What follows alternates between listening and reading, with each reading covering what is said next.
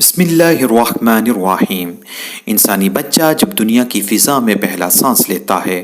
تو بھوک سے چلاتا ہے اور اپنے رزق کے سرچشموں کی طرف لپک کر جاتا ہے،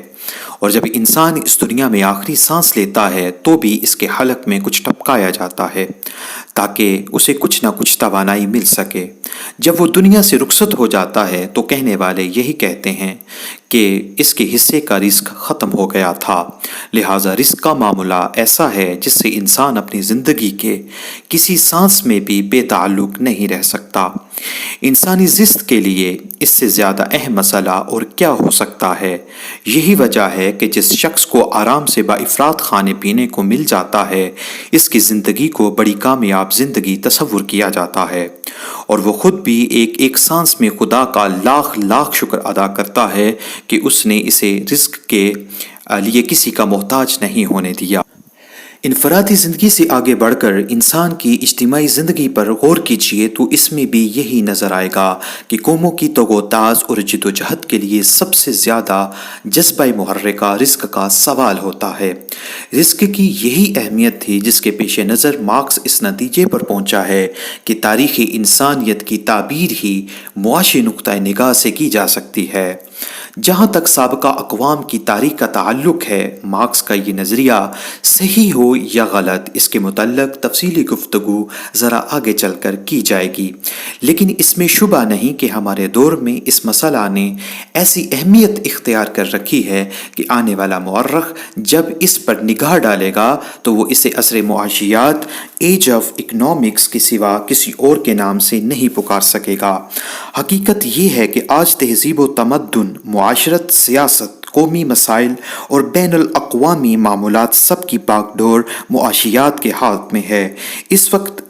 دنیا عملاً جن دو بلاکس میں بٹی ہوئی ہے، ان میں کہنے کو تو خط امتیاز نظام میں حکومت ہے، یعنی ڈکٹیٹرشپ اور جمہوریت، لیکن در حقیقت ان میں بنیادی اختلاف نظامی معیشت یعنی اکنامک آؤٹس ہی کا ہے۔ نتیجہ اس کا یہ ہے کہ افراد ہوں یا اقوام، روٹی کے مسئلہ نے دونوں کی ناک میں نکیل ڈالی ہوئی ہے اور وہ انہیں جدھر جی چاہے کشا کشاں لیے پھر رہا ہے۔ انسان نے اس مسئلہ کے حل کے لیے جب مذہب کے دروازے پر دستک دی، مذہب سے میری مراد ہے انسانوں کا خود ساختہ مذہب، تو اس نے یہ کہہ کر اپنا پیچھا چھڑا لیا کہ ہمارا مقصد انسان کو مرنے کے بعد کی زندگی میں عذاب سے نجات دلانا ہے۔ اس دنیا کے مسائل سے ہمارا کوئی سروکار نہیں، یہ مادی دنیا کثافت اور غلاظت سے بھری ہوئی ہے،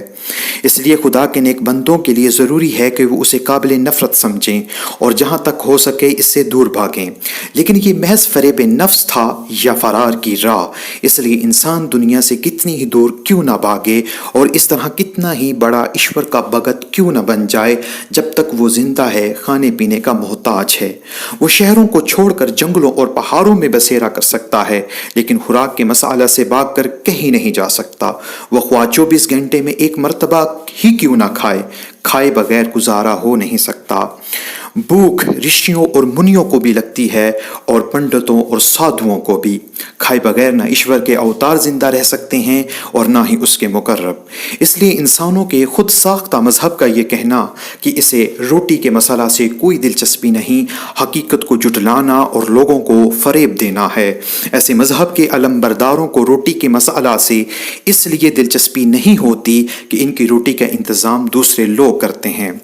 اسلام مذہب نہیں بلکہ الدین ہے، جس کے معنی نظام زندگی یا ضابطۂ حیات۔ ظاہر ہے کہ جس نظام کا دعویٰ ہو کہ وہ انسان کی ساری زندگی کو اپنی آغوش میں لیتا ہے اور جو ضابطۂ حیات انسانی زندگی کے ہر گوشے کے لیے رہنمائی دینے کا مدعی ہو، وہ انسان کے معاشی مسئلہ سے کس طرح چشم پوشی کر سکتا ہے، وہ روٹی کے سوال سے کس طرح آنکھیں بند کر سکتا ہے۔ چنانچہ قرآن نے اس مسئلہ کو پوری اہمیت دی ہے اور اس کا ایسا حل بتایا ہے جو ان پریشانیوں کو نہایت آسانی سے دور کر دیتا ہے، جو انسان کو جہنم کی آگ کے شعلے بن کر چاروں طرف سے گھیرے رہتی ہے۔